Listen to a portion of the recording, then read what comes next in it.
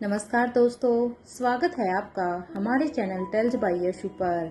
यहाँ पर आपको मिलेंगी अनोखी और रोचक कहानियाँ।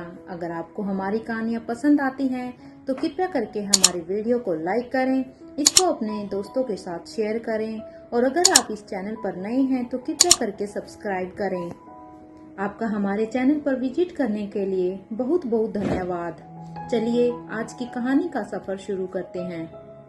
पिछले एपिसोड में हम सब ने सुना था कि यहाँ पर वो शख्स अब स्वाति मल्होत्रा को सब कुछ बताने लग जाता है कि किस तरह से वासु ने वहाँ पर वैजयंती को अब वो आरआर के पास उसके साथ भेज दिया था। उसे वासु बनाकर तो इधर वो यहाँ पर राजेंद्र के साथ रहने लगी थी। वो दोनों एक दूसरे के साथ बड़े ही अच्छे से रहने लगे थे। तो इधर यहाँ पर एक बार वासु अब यहाँ पर पहाड़ी की तरफ जाते हैं। वो वहाँ पर राजेंद्र को सारी की सारी जड़ी बूटियाँ दिखाने लगती है। तो तभी वहाँ पर राजेंद्र को तभी राजेंद्र जैसे ही ऊपर पहुँचते हैं तो उनकी नज़र वहाँ पर खड़ी एक रहस्यमयी परछाई पर पड़ती है। राजेंद्र उसके पास जाकर अब धीमी लेकिन गंभीर आवाज में कहते हैं, तुम्हें यहाँ पर नहीं आना चाहिए था। इधर राजेंद्र की आवाज सुनते ही वो शख्स तुरंत उनके सामने घुटनों के बल बैठ जाता है और फिर सिर झुकाकर उन्हें अभिनंदन करता है। राजेंद्र भी अपना सिर हल्का सा झुकाते हुए कहते हैं, सब ठीक तो है ना। राजेंद्र की बात सुनकर वो शख्स कुछ पल के लिए चुप रहता है और फिर कहता है, वैसे तो सब ठीक है महाराज। अब राजेंद्र उसकी तरफ ध्यान से देखते हुए पूछते हैं, तो फिर यहाँ आने की क्या जरूरत पड़ गई? कोई खास बात है? अब वो शख्स तुरंत जवाब देता है, नहीं महाराज, कोई परेशानी नहीं है। हम तो बस आपको ये बताने के लिए आए थे कि राजमहल में सब कुछ ठीक है, वहाँ पर किसी को भी किसी भी तरह का शक नहीं हुआ है। राजेंद्र उसकी बात सुनकर थोड़े संतुष्ट होते हैं और कहते हैं, अच्छा, यानी अभी तक सब कुछ हमारी योजना के मुताबिक ही चल रहा है। वो सब यहाँ पर हाँ में अपने सिर को हिलाते हैं और कहते हैं, जी महाराज, बिल्कुल राजमहल में सब ठीक है और आपकी बताई हुई बातों पर पूरा ध्यान रखा जा रहा है। ये सुनकर राजेंद्र कुछ देर तक सोचते हैं, फिर अपने पास रखे दो छोटे छोटे पौधे उठाकर उस शख्स की तरफ बढ़ा देते हैं और वो कहते हैं, ये लो, इन्हें शांतनु तक पहुंचा देना। वो शख्स अब यहाँ पर हैरानी से उन पौधों की तरफ देखता है तो राजेंद्र गंभीर आवाज में आगे कहते हैं, मुझे पूरा यकीन है कि ये पौधे शांतनु की मदद जरूर करेंगे, लेकिन हाँ, ध्यान रखना, इन्हें उसके हाथों तक सुरक्षित पहुंचाना बहुत ही जरूरी है। अब वो शख्स तुरंत उन दोनों पौधों को अब अपने हाथों में ले लेता है और अपना सिर झुका कर कहता है, जी महाराज, मैं इन्हें शांतनु तक जरूर पहुंचा दूंगा। इधर राजेंद्र बस अपना सिर हिला देते हैं। वो शख्स वहां से जाने लगता है तो राजेंद्र बिना कुछ कहे उसे जाते हुए देखते रहते हैं। उनके चेहरे पर चिंता साफ दिखाई दे रही थी, जैसे उसके मन में अभी वो कुछ ऐसा है जिसे वो किसी से साझा नहीं करना चाहते। तभी अचानक राजेंद्र की नज़र नीचे खड़ी वासु के ऊपर पड़ती है। वासु को वहां देखकर राजेंद्र एक पल के लिए बुरी तरह से चौंक जाते हैं। अब वो वासु से पूछते हैं, वासु, तुम यहाँ पर? नीचे का काम पूरा हो गया है क्या? इधर राजेंद्र की बात सुनने के बाद वासु कुछ पल तक तो उन्हें देखती रहती है। फिर राजेंद्र उसकी तरफ देखते हुए पूछे है, बताओ वासु, क्या हुआ? वासु अपना सिर हिलाते हुए कहती है, हाँ, मुझे जो भी चाहिए था वो सब मैंने ले लिया है। फिर वासु कुछ सोचकर अब राजेंद्र से पूछती है, वैसे आप यहाँ पर किससे बात कर रहे थे? मेरा मतलब है कि वो आदमी कौन था? वासु का सवाल सुनते ही राजेंद्र तो एक पल के लिए यहाँ पर शांत हो जाते हैं। वो अपने चेहरे के भाव को सामान्य करते हुए लेकिन कहते हैं, अरे वो तो बस एक मुसाफिर था, वो रास्ता भटक गया था। क्योंकि राजेंद्र अभी वासु को उसके बारे में कुछ नहीं बताते और ना ही अपने बारे में बताते हैं कि वो सच में कौन है, उनका व्यक्तित्व क्या है।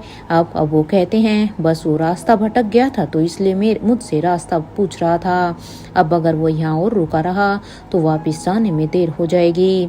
अब वासु कुछ पल राजेंद्र के चेहरे को देखती है, मानो वो ये परखने की कोशिश कर रही हो कि क्या अभी राजेंद्र ने जो उनसे कहा वो सच है या नहीं।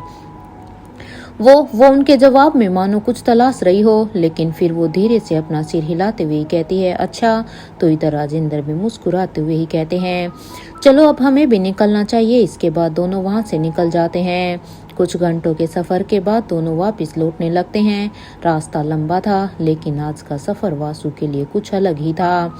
रास्ते में जब राजेंद्र ने देखा कि वासु को बेर बहुत ही पसंद है, तो उन्होंने अब खुद रास्ते में अब वो वहीं पर ही रुक जाते हैं और वहाँ पर एक बेर के पौधे को देखकर वो वहाँ पर उस पेड़ से उसके लिए बेर तोड़ लेते हैं। राजेंद्र बेर अब उसकी तरफ बढ़ाते हुए कहते हैं, लो लो तुम्हारे लिए बेर, तुम्हें बहुत पसंद है ना। ये सुनकर तो अब यहाँ पर वासु की आंखों में एक चमक आ जाती है। वो बेर अपने हाथ में लेते हुए खुशी से कहती है, आपको याद था कि मुझे बेर पसंद है? तो राजेंद्र मुस्कुराते हुए कहते हैं, हाँ, तुम्हारी पसंद की चीजें याद रखने के लिए मुझे ज्यादा मेहनत नहीं करनी पड़ती। वासु अब यहाँ पर कुछ भी नहीं कह पाती, बस एक हल्की सी मुस्कान उसके चेहरे पर आ जाती है और वो बेर खाने लगती है। कुछ दूर आगे जाने के बाद राजेंद्र अब एक छोटी सी दुकान के पास रुकते हैं। वहाँ उनकी नज़र अब हरे कांच की चूड़ियों के ऊपर पड़ती है। वो बिना वासु को बताए अब उसके लिए चूड़ियाँ खरीद लेते हैं। थोड़ी देर के बाद राजेंद्र अब वासु के पास आते हैं और अब अपने हाथ में रखी चूड़ियाँ वो उनकी तरफ बढ़ाते हुए कहते हैं, ये लो, ये भी तुम्हारे लिए। उन चूड़ियों को वहां पर देखकर कुछ पल के लिए तो वो बिल्कुल चुप हो जाती है। हरे कांच की चूड़ियां देखकर उसके चेहरे पर एक प्यारी सी मुस्कान आ जाती है और वो अब अपने हाथ में उन्हें लेते हुए धीरे से कहती है, मेरे लिए सच में? तो राजेंद्र मुस्कुरा कर कहते हैं, हाँ, तुम्हारे लिए पसंद नहीं आई क्या? वासु अब अपना सिर हिलाते हुए कहती है, नहीं, ये बहुत ही सुंदर है। और फिर वो चूड़ियों को देखते हुए अचानक कहती है, अब अगर आप इन्हें लेकर आए हैं तो आप खुद ही पहना दीजिए ना। ये सुनकर राजेंद्र उनकी तरफ देखते हैं तो इधर वासु हल्के मुस्कान के साथ कहती है, अब आपने मेरे लिए जब इतने प्यार से खरीदी है तो वैसे क्यों देख रहे हैं, मुझे पहना दीजिए आप ही। अब ये सुनकर राजेंद्र के चेहरे पर भी हल्की सी मुस्कान आ जाती है। वो अब उसके पास बैठते और बड़े ही प्यार से वासु का हाथ अपने हाथ में थमा लेते हैं। फिर एक एक करके हरे कांच की चूड़ियाँ उसके हाथ में पहनाने लगते हैं। इधर चूड़ियाँ पहनते समय कांच की अब एक हल्की सी खनखनाहट पूरे वातावरण में गूंजने लगती है। वासु चुपचाप राजेंद्र को देखती रहती है। उसके चेहरे पर खुशी थी, लेकिन उसी खुशी के पीछे उसकी आंखों में एक हल्की सी नमी भी थी। राजेंद्र की नज़र अब उसकी आंखों पर पड़ती है तो वो तुरंत उस नमी को पहचान लेते हैं और चूड़ियाँ पहनाते पहनाते वो अब अचानक से रुक जाते हैं और अब वासु से पूछते हैं, वासु क्या हुआ? इधर वासु तुरंत अपनी आंखें झुका लेती है और मुस्कुराने की कोशिश करते हुए कहती है, कुछ भी तो नहीं। इधर राजेंद्र उसकी आंखों में देखते हुए धीमी आवाज में कहते हैं, देखो, मुझसे छुपाओ मत, तुम्हारी आंखें कुछ और ही कह रही हैं। अब अभी भी वासु यहाँ पर कुछ भी नहीं कहती। वासु के अभी भी चुप रहने से भी यहाँ पर राजेंद्र कुछ पल तो उसे देखते रहते हैं। फिर अब नरम आवाज में कहते हैं, वासु, ये सब क्यों? क्या तुम मेरे साथ खुश नहीं हो? अब उसकी बात सुनते ही वासु तुरंत अपना सिर हिलाते हुए कहती है, अरे नहीं, ऐसी बात नहीं है, मैं तो बहुत ही खुश हूँ आपके साथ। और वो अब अपनी आंखों के आंसू छुपाने की कोशिश करते हुए हल्की सी मुस्कान देती है। राजेंद्र उसे देखते हैं, लेकिन इस बार वह उससे ज्यादा सवाल नहीं करते। शायद अब उन्हें लगा कि जब वासु खुद बताना चाहेगी तब अपने दिल की बात बता देगी। दोनों इसी तरह एक दूसरे से बातें करते हुए घर तक पहुंच जाते हैं। घर पहुंचकर राजेंद्र पहले अपने हाथ मुंह धोने के लिए चले जाते हैं। कुछ देर के बाद जब वो वापस आते हैं तो देखते हैं कि वासु भी अंदर आ चुकी है। वासु अपने साथ लाई हुई उन चीजों को एक तरफ रखते हुए राजेंद्र से पूछती है, क्या खाएंगे आप? मैं जल्दी से बना देती हूँ। इधर राजेंद्र तुरंत उसकी बात काटते हुए कहते हैं, अरे खाना हम दोनों मिलकर बनाएंगे। तुम भी तो इतना थक गई हो ना, क्योंकि तुम भी तो मेरे साथ ही गई हुई थी। वासु अब कुछ कहने ही वाली होती है कि तभी राजेंद्र आगे कहते हैं, और वैसे भी अभी तुम आराम करो। मुझे अच्छी तरह से पता है कि जो ये घास फूस जैसी चीजें तुम अपने साथ लेकर आई हो उनका इस्तेमाल भी तो करोगी। इधर ये सुनकर वासु अब हल्का सा मुस्कुरा देती है तो राजेंद्र हंसते हुए कहते हैं, तो अभी तुम आराम करो, मैं कुछ बना लेता हूँ। जब खाना तैयार हो जाएगा तो मैं तुम्हें बुला लूंगा।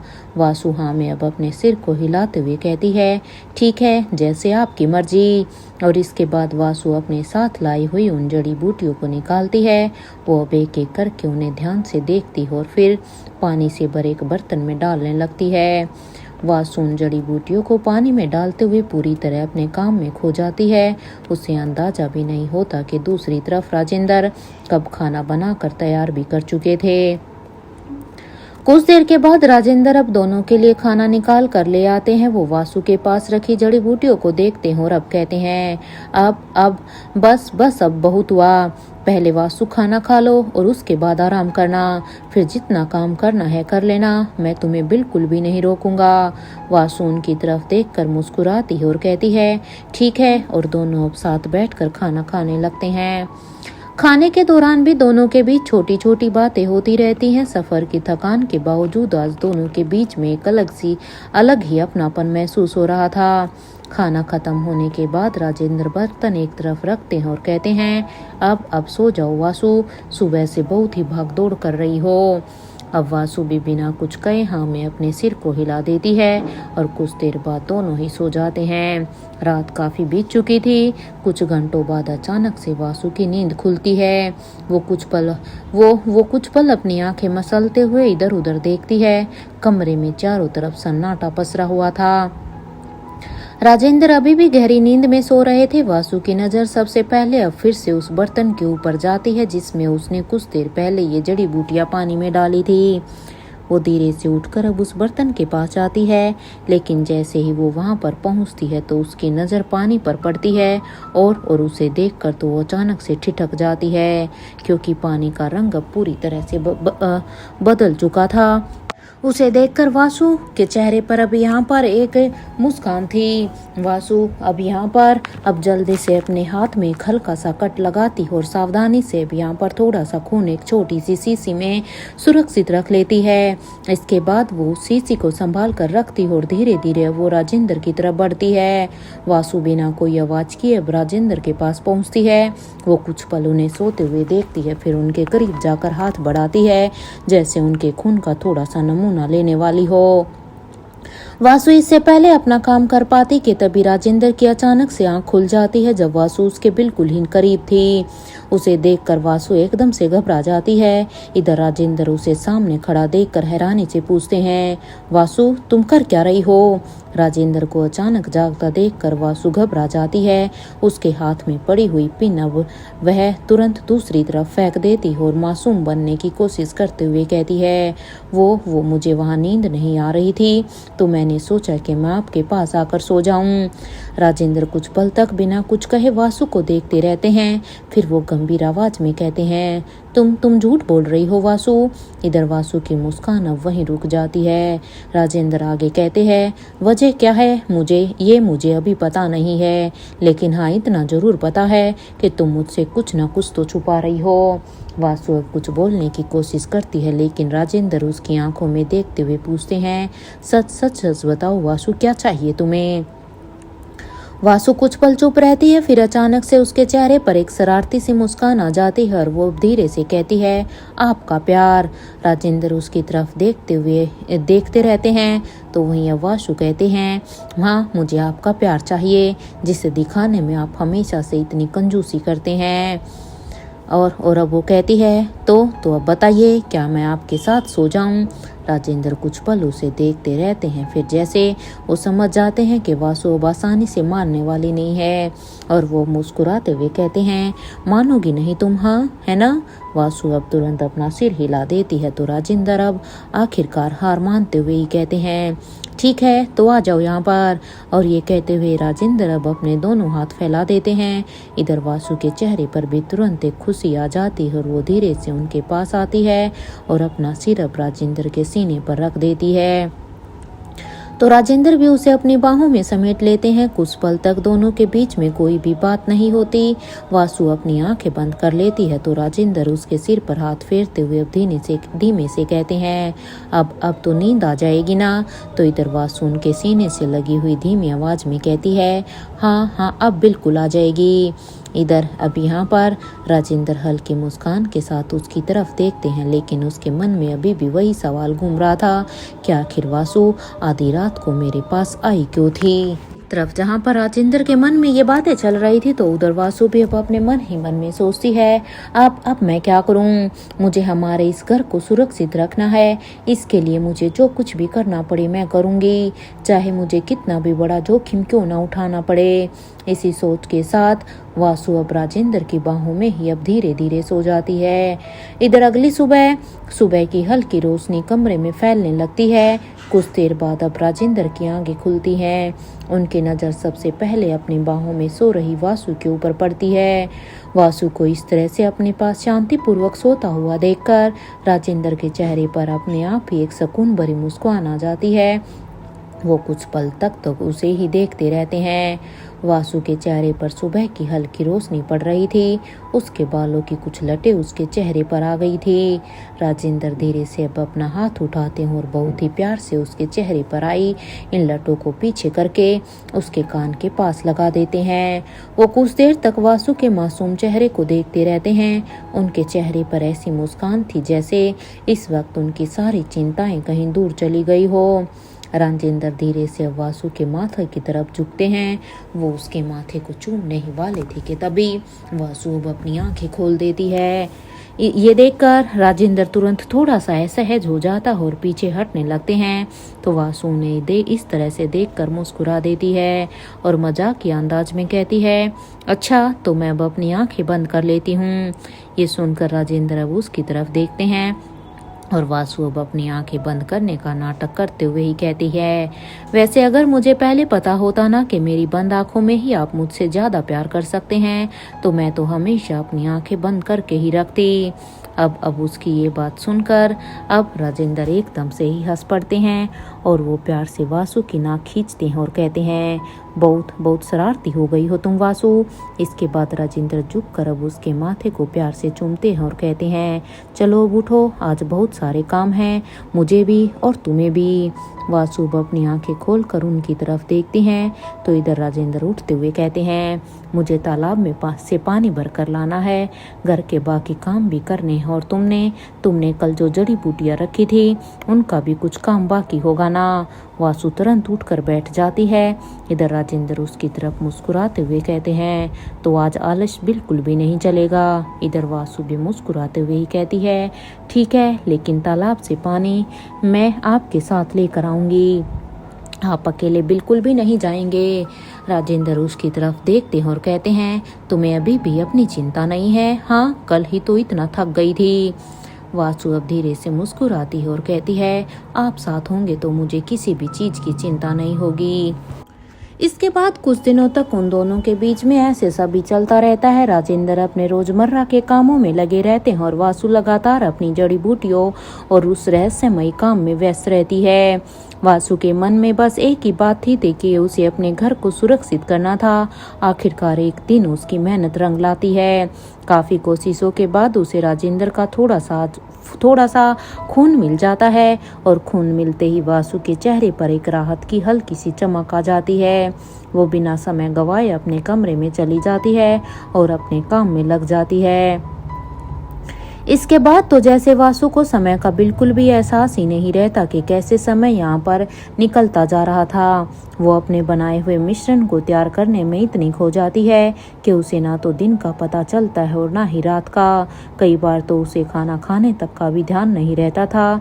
राजेंद्र जब देखते थे कि वासु अपने काम में पूरी तरह से डूबी हुई है तो वो भी परेशान नहीं करते थे। वो चुपचाप उसके लिए खाना लेकर आते और अपने हाथों से उसे थोड़ा थोड़ा खिला देते थे। वासु की आंखें उस समय भी अपने काम पर ही टिकी रहती थी। राजेंद्र बिना कोई सवाल किए बस मुस्कुराते और कहते, पहले थोड़ा सा खा लो वासु। इधर वासु भी उसकी तरफ बिना ध्यान देखे ही खाना खा लेती थी। राजेंद्र उसे परेशान किए बिना वहां से चले जाते थे। ऐसे कर करके कई दिन गुजर जाते हैं।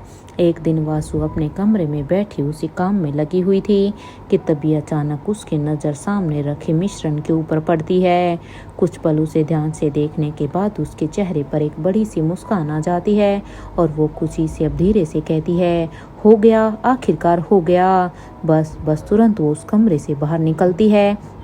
वो अपने हाथों में तैयार किया हुआ समाधान लेकर उस पुराने पेड़ के पास पहुंचती है जिसके बारे में वो इतने दिनों से काम कर रही थी। वासु पेड़ के पास बैठती है और बहुत ही सावधानी से वो तैयार किया हुआ मिश्रण अब उस पेड़ की जड़ों में डाल देती है।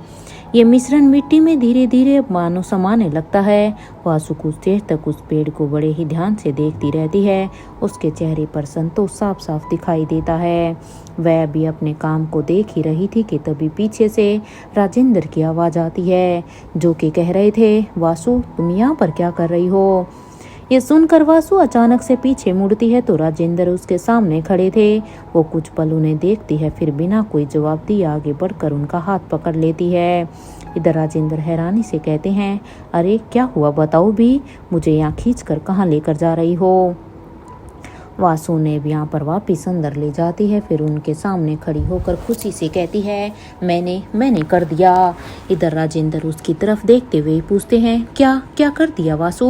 अब वो मुस्कुराते हुए कहती है, मैंने हमारे घर को सुरक्षित कर दिया। ये सुनकर तो राजेंद्र के चेहरे पर हैरानी साफ साफ दिखाई देती है। इधर वासु उत्साह से आगे कहती है, अब चाहे कोई कितनी भी कोशिश कर ले, हमारे इस घर को कोई नुकसान नहीं पहुंचा सकता। वासु भागे कहती है, देखिए अगर आपको विश्वास नहीं हो रहा तो आप चाहे तो खुद कोशिश करके देख सकते हैं। वासु की बातों को सुनकर राजेंद्र की बोहें अब यहाँ पर वो उचकाते हैं और हल्की मुस्कान से कहते हैं, अच्छा इतनी बड़ी बात है तो अब ठीक है, तो फिर चेक कर ही लेते हैं। इधर वासु खुशी से कहती है, हाँ बिल्कुल। और राजेंद्र अब उसकी तरफ देखते हुए ही कहते हैं, चलो देखते हैं तुम्हारा बनाया हुआ सुरक्षा कवच कितना मजबूत है, तो उसे देखने के साथ साथ मुझे परखना ही पड़ेगा। राजेंद्र बड़ी ही दृढ़ता से ये कहते हैं और ये कहते हुए वो वहाँ पर रखे हुए भाले को अपने हाथ में उठा लेते हैं और अब घर से बाहर निकल जाते हैं।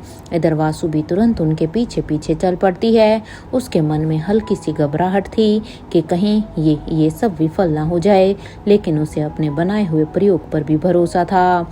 राजेंद्र कुछ दूर जाकर अब रुकते हैं और उस पेड़ की तरफ देखते हैं और अब वो यहाँ पर वासु की तरफ मुड़कर कहते हैं, अगर तुम्हें इतना विश्वास है कि तुम्हारा प्रयोग सफल हो गया है तो अब इसे परख ही लेते हैं। अब वासु कुछ भी नहीं कहती, बस चुपचाप राजेंद्र को देखती रहती है। इधर राजेंद्र अपना भाला मजबूती से पकड़ते हैं और पेड़ की तरफ निशाना साधते हैं।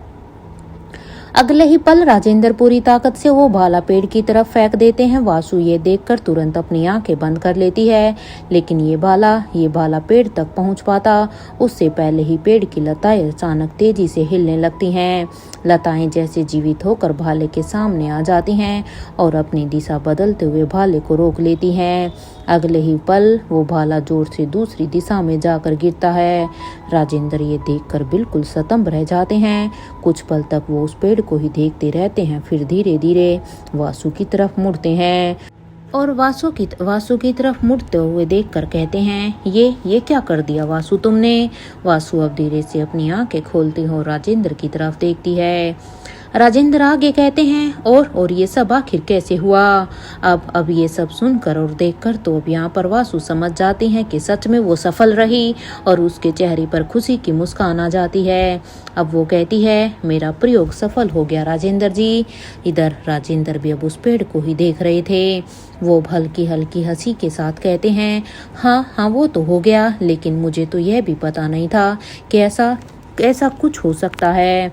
फिर अब वो वासु की तरफ देखते हुए ही कहते हैं, वैसे तुम तो बहुत ही होशियार निकली वासु, इतनी बड़ी चीज कर दी और मुझे भनक तक नहीं लगने दी। वासु अब हल्का सा मुस्कुरा देती है तो अब राजेंद्र आगे कहते हैं, तुमने आज सच में मुझे हैरान कर दिया, अब तो तुम्हें इसका इनाम देना ही पड़ेगा। वासु अब उनकी तरफ देखती है तो राजेंद्र मुस्कुराते हुए पूछते हैं, बताओ वासु तुम्हें क्या चाहिए। वासु कुछ पल तक चुप रहती है, फिर धीरे से आगे बढ़कर राजेंद्र का हाथ अपने हाथों में थाम लेती है। इधर राजेंद्र उसकी आंखों में ही देखते रहते हैं। वासु अब इस बार बहुत ही गंभीर थी और वो कहती है, मैं हम दोनों का मिलन चाहती हूँ। राजेंद्र का चेहरा ये सुनकर एकदम से ही शांत हो जाता है।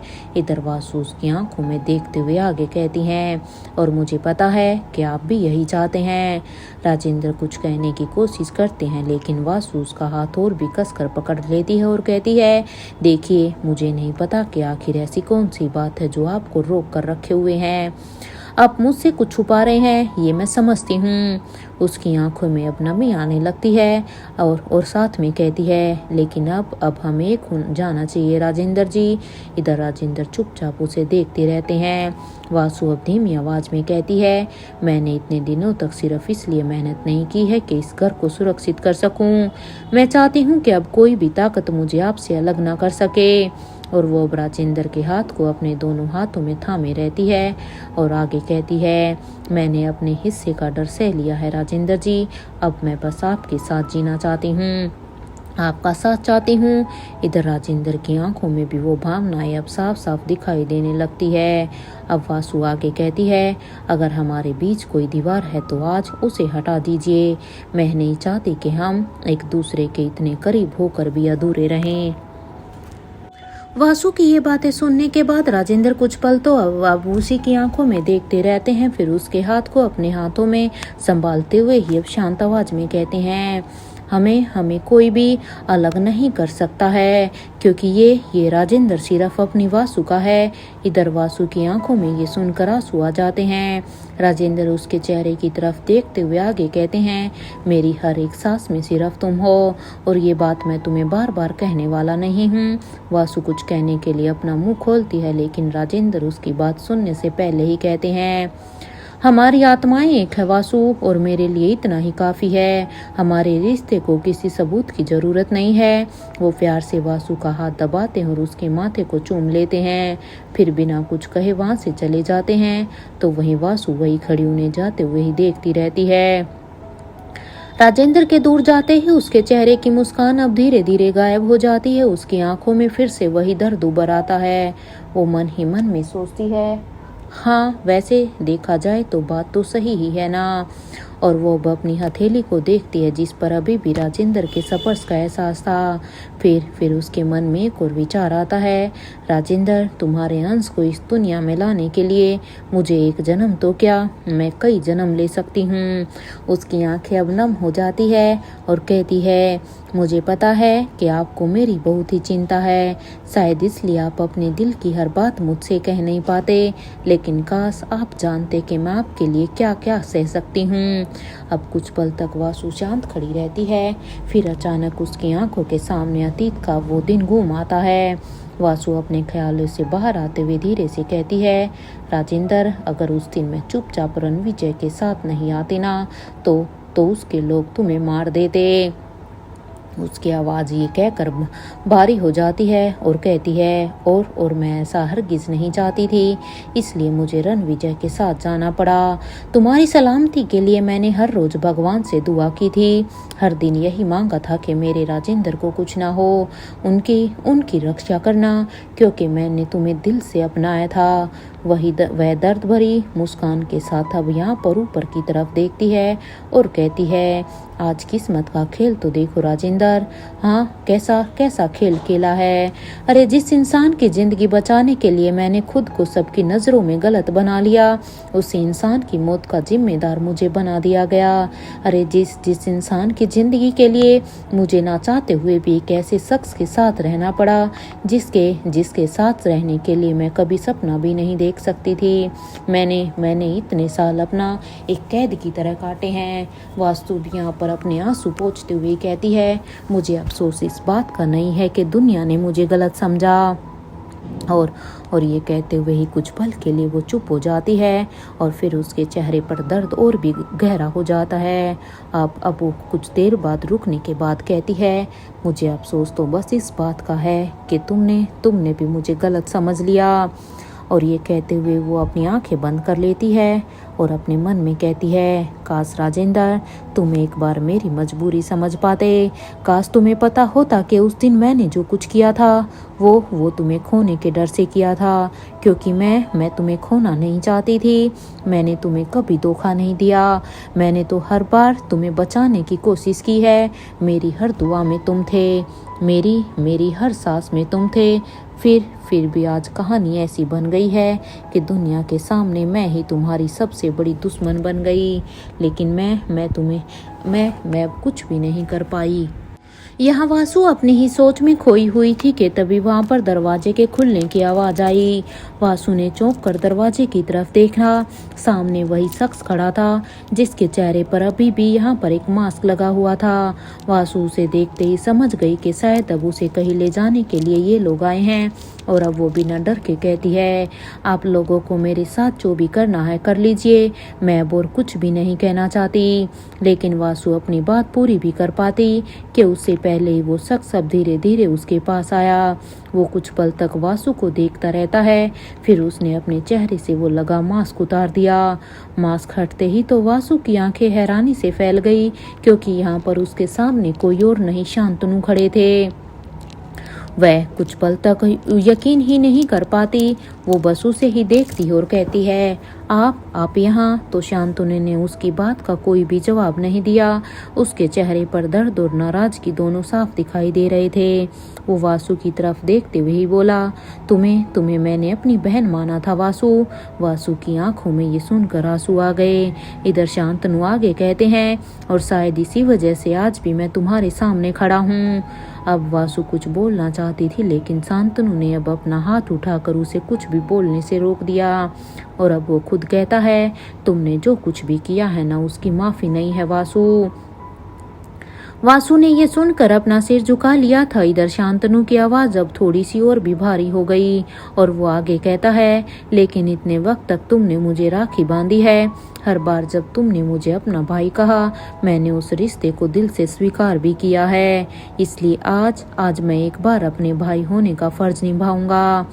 अब यहाँ पर शांतनु आगे कहता है, मुझे पता है मैं जो कुछ भी करने जा रहा हूँ उसके बाद मेरे अपने लोग ही मुझे अपना दुश्मन समझेंगे। और अब वो हल्की सी कड़वी मुस्कान देता है और कहता है, हो सकता है वे मुझे इस जंगल से निकाल दे, और ये भी हो सकता है कि मेरे लिए अपने ही घर के दरवाजे बंद कर दिए जाएं। फिर भी उसके चेहरे पर ये कहते हुए कोई भी पछतावा नहीं था। और कहता है, लेकिन अगर मैं आज तुम्हें यहाँ छोड़ देता हूँ तो जिंदगी भर मैं अपने आप को कभी माफ नहीं कर पाऊंगा। और ये कहता वही शांतनु अब वासु के थोड़ा सा पास आता है। वो उसके हाथों पर बंधी रस्सियों को खोलने लगता है। इधर रस्सियां खुलते ही वासु अब अपने हाथों को सहलाती है। शांतनु उसका हाथ पकड़कर कहता है, चलो यहाँ से। इधर वासु कुछ भी समझ नहीं पाती। वो कहती है, लेकिन कहाँ लेकर जा रहे हो मुझे?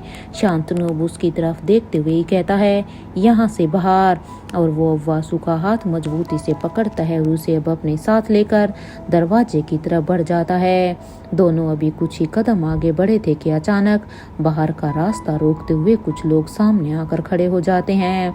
वासु उन्हें देखकर वहीं पर रुक जाती है तो शांतनु भी वहीं पर ही ठहर जाता है। सामने खड़े लोगों में से एक आदमी आगे बढ़ता और गुस्से में कहता है, रुक जाओ वहीं पर।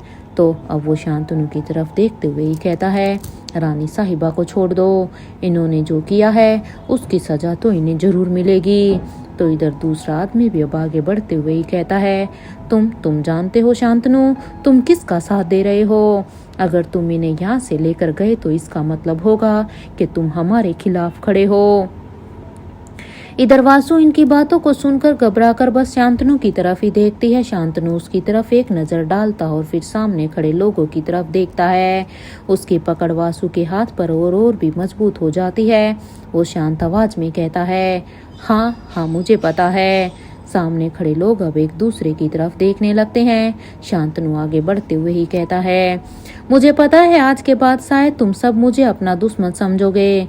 फिर वो वासु को अपने पीछे करते हुए ही उनके सामने खड़ा हो जाता है और कहता है, लेकिन आज मैं अपने भाई होने का फर्ज निभाने से पीछे नहीं हटूंगा, क्योंकि मैंने इन्हें दिल से अपनी बहन माना है। ये सुनकर तो वासु की आंखों से आंसू निकल पड़ते हैं। उसे पहली बार महसूस हुआ कि इतने आरोपों और नफरत के बीच भी किसी ने उसके रिश्ते पर भरोसा किया था।